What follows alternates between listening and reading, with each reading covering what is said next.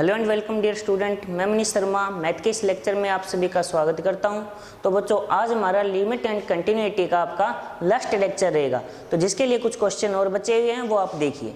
तो बच्चों, हमारा जो पहला क्वेश्चन है वो है कि एफ एक्स इक्वल टू हमें दिया गया है कि sine a plus 2x plus sine x divide by x, ये तब होगा जब x इज लेस देन 0। फिर वैल्यू लेनी है b, ये तब होगी जब x इक्वल टू 0, और फिर ये वैल्यू जब x ग्रेटर देन 0। दिया गया function continuous at x equal to 0, then find the value of a plus 2b। और बच्चों, ये क्वेश्चन आपका जनवरी 2020 जेईई मेन एग्जाम में आया हुआ है। तो बच्चों, इससे आप इतना अंदाज़ा लगा सकते हो कि आपका जो 12th क्लास का बेसिक स्ट्रॉन्ग होना चाहिए, उससे रिलेटेड जितनी भी जानकारी उस टाइप के जो क्वेश्चन हम करते हैं, यदि वो सारा स्ट्रॉन्ग हो तो कुछ हद तक आप जेईई के पेपर के जो क्वेश्चन हैं उन्हें भी सॉल्व कर सकते हो, और ऐसे क्वेश्चन हम काफ़ी सॉल्व कर चुके हैं। तो बच्चों, आइए इस क्वेश्चन को सॉल्व करते हैं। तो देखिए, 1 का जो आंसर डायरेक्टली लिखेंगे तो आपको पता है भी कंटिन्यूटी की कंडीशन क्या होती है कि यदि दिया गया फंक्शन जिसपे आपकी लेफ्ट लिमिट, राइट लिमिट और पॉइंट वैल्यू, यदि किसी फंक्शन के लिए तीनों इक्वल आ जाए तो हम कहते हैं कि दिया गया फंक्शन उस पर्टिकुलर पॉइंट पर कंटिन्यूअस है। इस क्वेश्चन के अंदर बच्चों आपको ये दिया गया है कि आपका एक क्वेश्चन जो है वो x इक्वल टू 0 के ऊपर कंटिन्यूअस है। x इक्वल टू 0 पर कंटिन्यूअस होने का मतलब ये हो गया कि आपकी जो लेफ्ट लिमिट है, जो राइट लिमिट है और जो पॉइंट वैल्यू, वो तीनों क्या होगी, इक्वल। तो सबसे पहले हम इसकी निकालते हैं लेफ्ट लिमिट।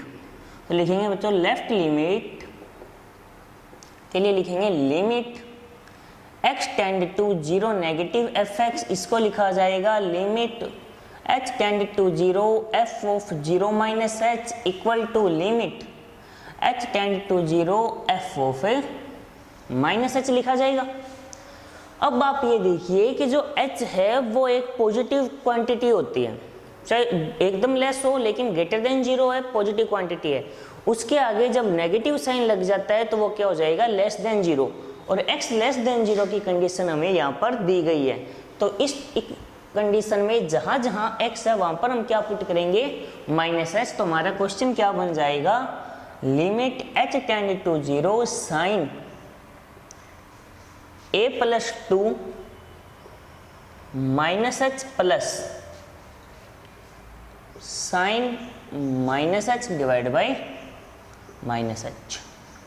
इनको अलग अलग करके लिख दीजिए जिससे क्वेश्चन आसानी से सॉल्व हो जाएगा। तो अलग अलग करके लिखने पर आएगा sine a plus 2 minus h divide by minus h plus sine minus h divide by minus h।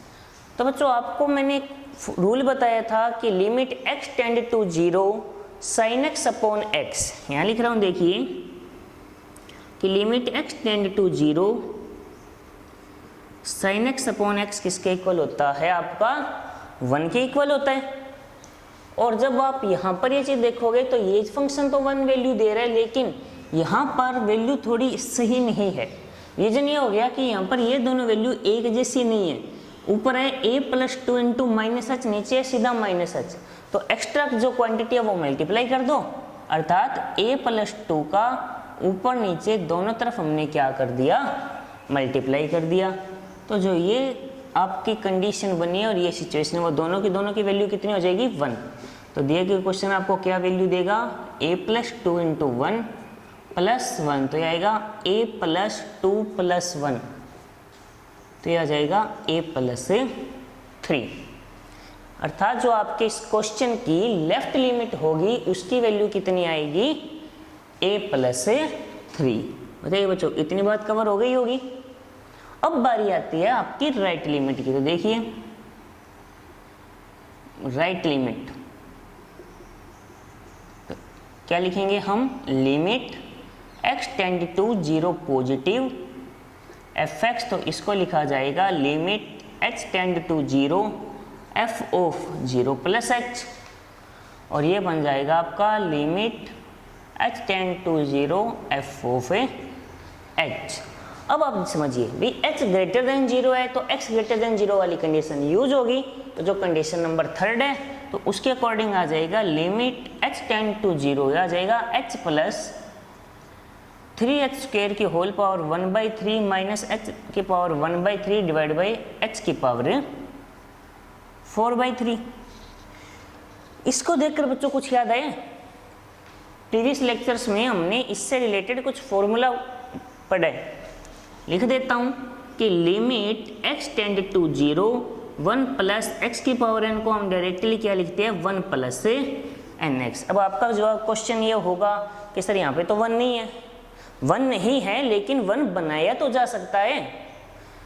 भाई यहाँ पर 1 नहीं है लेकिन हम 1 बना तो सकते हैं, कैसे? h कॉमन निकाल लेते हैं।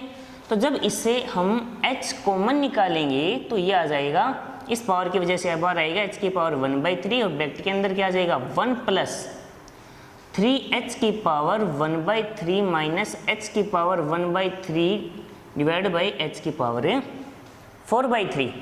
अब आप ये देखिए इससे h की पावर 1/3 को कॉमन निकाला जा सकता है, नहीं निकाला जा सकता? तो देखने से स्पष्ट है कि कॉमन निकाला जा सकता है। तो इससे h की पावर 1/3 को ऊपर कॉमन निकाल लो, अंदर आ जाएगा 1 प्लस 3h की power 1/3 minus 1 divide by h की पावर 4/3। पावर कैंसिल होगी तो 4/3 से 1/3 माइनस होगा तो ये कितना बचेगा 1 पावर, तो आ जाएगा लिमिट h टेंड टू 0। देखो तो इसको लिखा जा सकता है 1 plus 1/3 into 3h minus 1 divide by h। 1 से 1 कैंसिल हो गया, ये 3 से 3 गया तो आया h अपॉन h। तो इसकी वैल्यू हमारे पास बच्चों कितनी आ जाएगी 1 आ जाएगी। देखिए इसको ध्यान से, पूरी प्रोसेस जो कैलकुलेशन है जो भी हमने किया है वो समझ आया या नहीं आया? रिपीट कर देता हूँ क्योंकि क्वेश्चन यहीं से कंप्लीट हो जाएगा। मेन प्रोसेस सारी कंप्लीट हो चुकी है। सबसे पहले बच्चों हमने इस क्वेश्चन में निकाली लेफ्ट लिमिट। तो लेफ्ट लिमिट में आप जानते हो लेस देन वाली कंडीशन और राइट लिमिट में ग्रेटर देन वाली कंडीशन। तो 0 से थोड़ा सा माइनस की वो कुछ वैल्यू को तो यह minus h, x less than 0 वाली कंडीशन के अंदर x की जगह जब माइनस h पुट किया तो एक फॉर्मूला हम जानते हैं कि limit x tend to 0 sine x upon x कितना होता है आपका 1 होता है। लेकिन वो तब होगा जब अंदर वाले दोनों फंक्शन एक जैसे हो। यहाँ पर तो एक जैसे हैं लेकिन यहाँ पर एक जैसे नहीं है, इसलिए हमने क्या किया a+2 से मल्टीप्लाई डिवाइड कर दिया।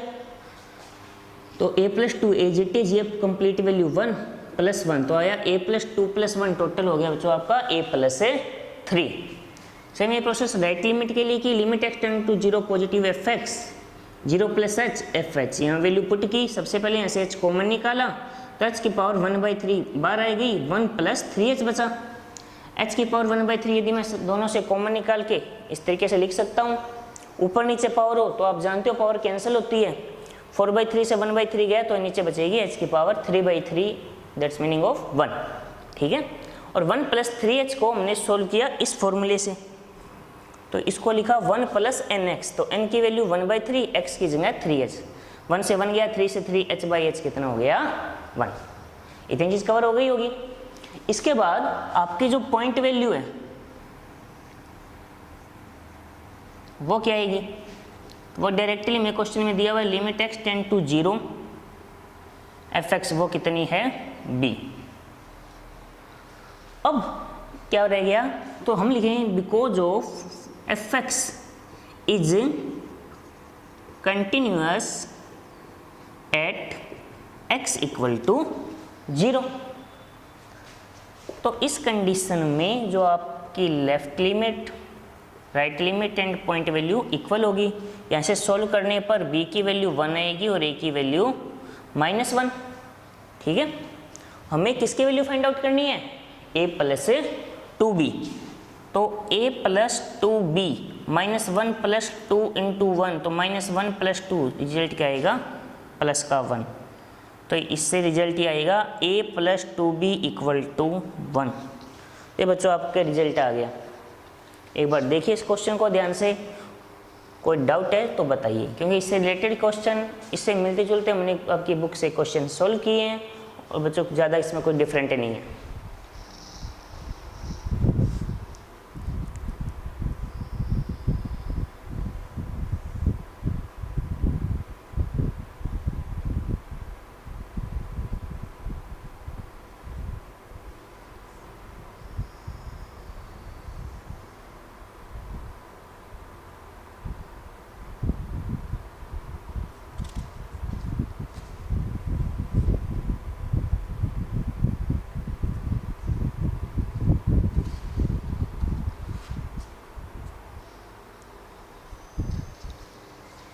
बच्चों उम्मीद करता हूँ ये क्वेश्चन आपको समझ आया होगा। अब बच्चों एक क्वेश्चन और है जो आपको समझना है, सोल्व आप करोगे हाँ, लेकिन इसकी जो कंडीशन है सारी बच्चों वो मैं आपको बता देता हूँ, जिससे आपके माइंड में एक कन्फ्यूजन ना रहे इससे रिलेटेड कोई भी। तो देखिए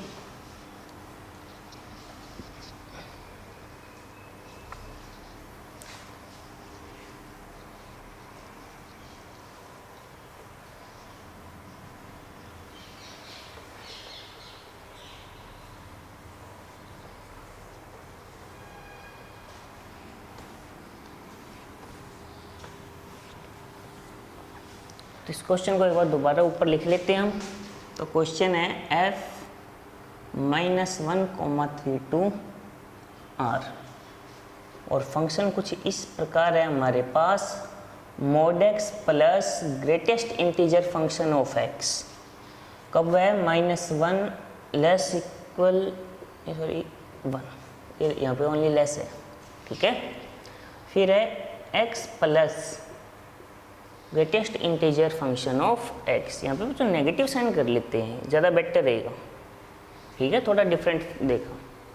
तो यहाँ पे लिखा हमने कुछ ऐसा, सीधा x plus greatest integer function of x है कब, जब आपका x 1 से तो ग्रेटर इक्वल हो बट लेस देन 2 हो, and mod x minus greatest integer function x 2 less equal x less equal 3।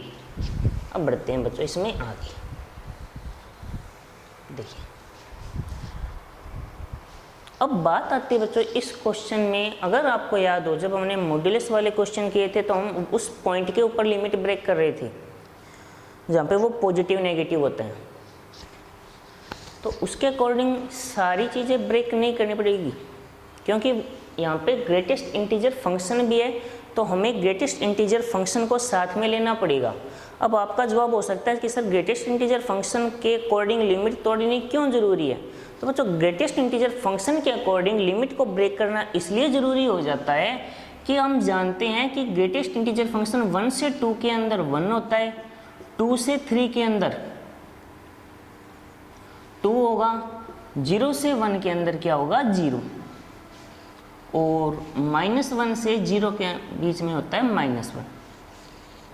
अब जब यदि मैं डायरेक्टली -1 2 3 लूँगा तो मैं फिक्स वैल्यू तो नहीं ले सकता ना इसकी, क्योंकि इसकी फिक्स वैल्यू मैं क्या लूँ यहाँ पे, -1 लूँ, 0 लूँ, 1 लूँ या 2, क्योंकि वो अलग अलग इंटीजर पे अलग अलग वैल्यू आपको देगा। तो इसलिए इस क्वेश्चन की जो लिमिट है उनको हमें ब्रेक करके यानी तोड़कर लिखना पड़ेगा टुकड़ों में, और तोड़ेंगे किस हिसाब से, 0 1 2 3 इन कंडीशन के अकॉर्डिंग।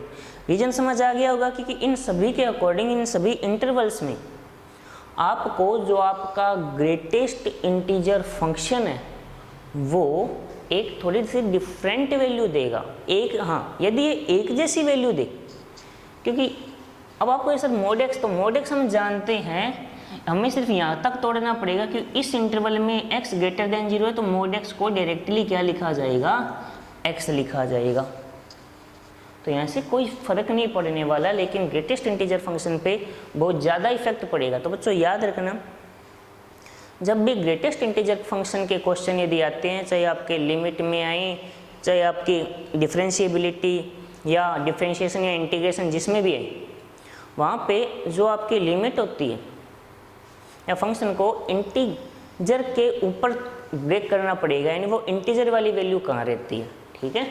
बाकी इसके क्वेश्चन जब आगे आएंगे तब हम ये पूरा और डिस्कस करेंगे। एक बार इस क्वेश्चन को समझिए। तो इस क्वेश्चन को सॉल्व करने के लिए हम जो कंडीशन लेंगे, सबसे पहले हम लिखेंगे जब x ग्रेटर इक्वल -1 हो बट लेस देन क्या हो, 0 हो। बस समझ आई। तो फर्स्ट कंडीशन हमने क्या चुनी है बच्चों, यहाँ से x जो है वो greater equal to -1 but less than 0। तो आप जानते हो इस कंडीशन में जो mod x है वो नेगेटिव होने की वजह से आपको क्या वैल्यू देगा, -x देगा, और जो ग्रेटेस्ट इंटीजर फंक्शन है -1 से 0 के बीच क्या वैल्यू देगा, -1। बात समझ आई या नहीं आई? हमारा क्वेश्चन करने का जो प्रोसेस है वो इस तरीके से रखना है। जब बच्चों यहाँ पे मोड हो, ग्रेटेस्ट इंटीजर फंक्शन हो, रेशनल पार्ट फंक्शन हो, तो उनको डायरेक्टली लिमिट अप्लाई नहीं करेंगे, पहले उनको एक सिंपल फंक्शन में चेंज करेंगे, उसके बाद उसे सोल्व किया जाएगा। ठीक है, तो अब इसे लिखेंगे तो हमारा जो fx बनेगा वो क्या बनेगा, -(x) -(1), इसको -(x + 1) भी लिखा जा सकता है। तो बच्चों पहली बात समझ आई या नहीं आई? रिपीट कर रहा हूँ, ध्यान से समझिए इस बात को कि मैंने पहला जो केस लिया वो लिया x बिलोंग करे -1 to 0, हाँ -1 के इक्वल केस लिया, 0 के लेस। तो यहाँ पे देखो 0 to -1 हम स्पष्ट रूप से जानते हैं कि x है वो नेगेटिव होता है, अर्थात <0, और x <0 है तो उस कंडीशन में मोड x किसके इक्वल हो जाता है, -x के। और ग्रेटेस्ट इंटीजर फंक्शन -1 to 0 के बीच क्या वैल्यू देगा आपको, -1। तो यहाँ वैल्यू रखी, यह आया। आपको सर और क्यों नहीं रखी, कि ये केस पहले से ही आए हैं, दूसरे से तो थोड़ी ना आया, दूसरे में तो 1 से ग्रेटर है, ये तो 0 से लेस है, तो इसी केस। अब हम लिखेंगे ग्रेटर इक्वल 0 बट <1, तो ये भी इसी केस का ही एक पार्ट है। ठीक है, लेकिन यहाँ पे थोड़ा सा अब डिफरेंट केस बन जाएगा।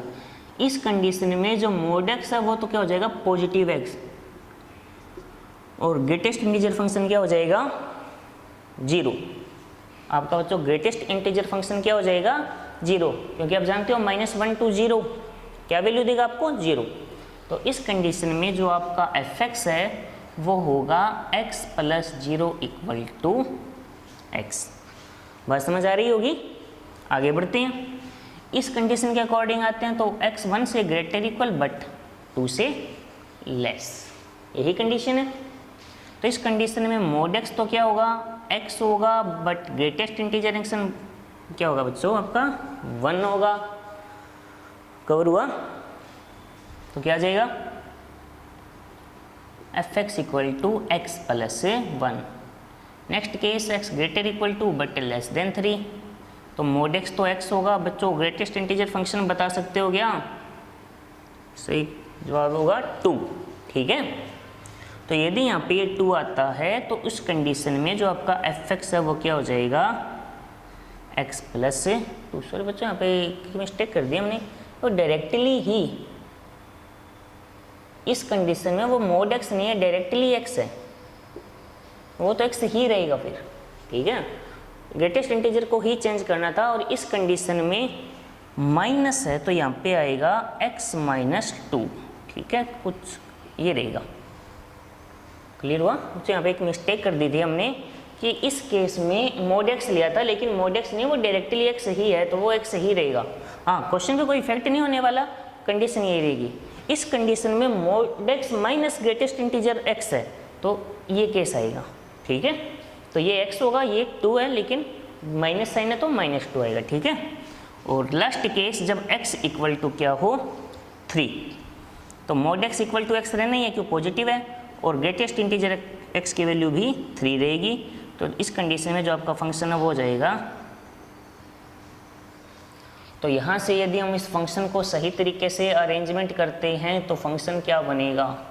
अब देखिए यह है माइनस का x + 1, कब, जब -1 से ग्रेटर इक्वल हो बट लेस देन क्या हो, 0।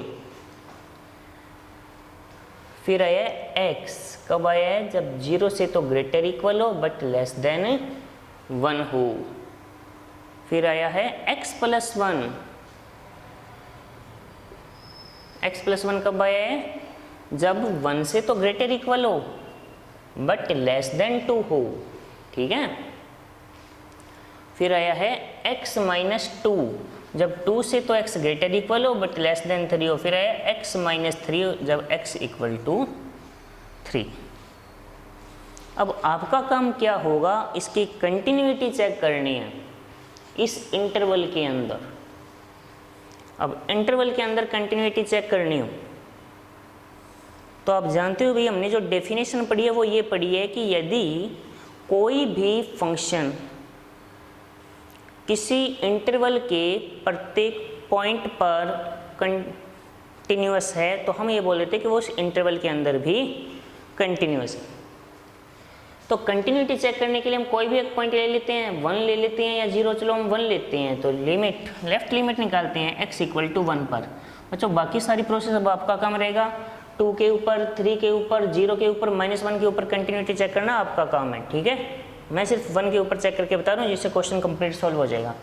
तो लेफ्ट लिमिट 1 नेगेटिव fx क्या आएगा, limit h tend to 0 f of 1 - h, 1 से लेस, ये रहा, डायरेक्टली ये आएगा x। तो limit h tend to 0 1 - h को 0 पुट करो तो 1 - 0 = 1। राइट लिमिट इसकी, limit x tend to 1 positive fx, limit h tend to 0 f of 1 + h, 1 से ग्रेटर वाली कंडीशन ये रही। तो limit h tend to 0 1 + h + 1h को डायरेक्टली 0 पुट करो तो 2 + 0 2। तो आप देख सकते हो लेफ्ट लिमिट और राइट लिमिट इक्वल नहीं है, लेफ्ट लिमिट और राइट लिमिट इक्वल नहीं है। इसका मतलब जो आपका फंक्शन है वो क्या हो जाएगा, डिसकंटिन्यूअस हो जाएगा। आगे बात समझ में। तो बच्चों मेरी तरफ से आपके जो लिमिट और कंटिन्यूटी के जितने भी क्वेश्चन बन सकते हैं, आपकी बुक से हो या एक्स्ट्रा तरीके के जो भी चेंज होकर बन सकते हैं, वो सारे के सारे बच्चों क्वेश्चन मैंने आपको यहाँ पे सॉल्व करवा दिए हैं। हो सकता है आपकी बुक के कुछ क्वेश्चन हैं वो रह गए हैं, तो बच्चों वो सिंपल क्वेश्चन है जो आप अपने आप कर सकते हो। यदि उनमें कोई डाउट हो तो आप इन कंसेप्ट को क्लियर करो, हो जाएंगे, फिर भी आप कमेंट सेक्शन में हमसे पूछ सकते हो।